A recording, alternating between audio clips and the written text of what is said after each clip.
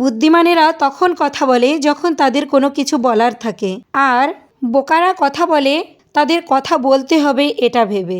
আসসালামু আলাইকুম এভরিওয়ান, সবাই কেমন আছেন? আমি আলহামদুলিল্লাহ ভালো আছি। তাই তো মনের আনন্দে ভাইরাল ছোলা খাওয়ার জন্য চলে আসলাম। এটা রূপগঞ্জে এটা নড়াইল জেলার রূপগঞ্জ বাজারে অবস্থিত।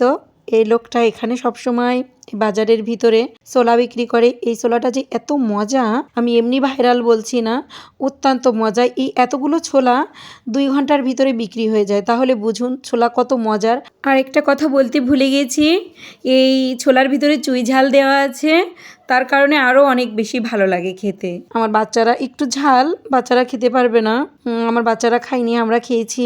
তা খুবই মানে আমি রিভিউ দিব 10-এর 10।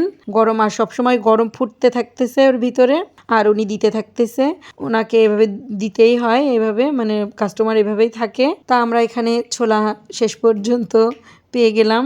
আমার ছেলেটা হাত পেতে ছিল, যার কারণে ওর মুখে আমার মেয়েটা দিয়েছিল, কিন্তু একবার মুখে নিয়ে বলল ঝাল খাবে না, ও ওদিকে চলে গেল। আমার মেয়েও 10-এর 10 রিভিউ দিয়েছে।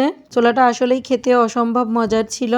আপনারা যারা নড়াইল জেলায় আছেন তারা অবশ্যই এখানে আসবেন এবং এই রূপগঞ্জ বাজারে এই ছোলাটা অবশ্যই ট্রাই করবেন।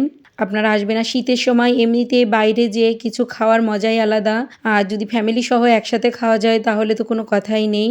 আবারও বলছি, ছোলাটা অসম্ভব মজার ছিল। যারা ছোলা প্রেমী তারা অবশ্যই এখানে চলে আসবেন এবং একটু খেয়ে যাবেন, আর কেমন হয় অবশ্যই আমাকে লাইক কমেন্ট করে জানাবেন। আজকের মতো এই পর্যন্তই। সবাই ভালো থাকবেন, সুস্থ থাকবেন। আল্লাহ হাফেজ।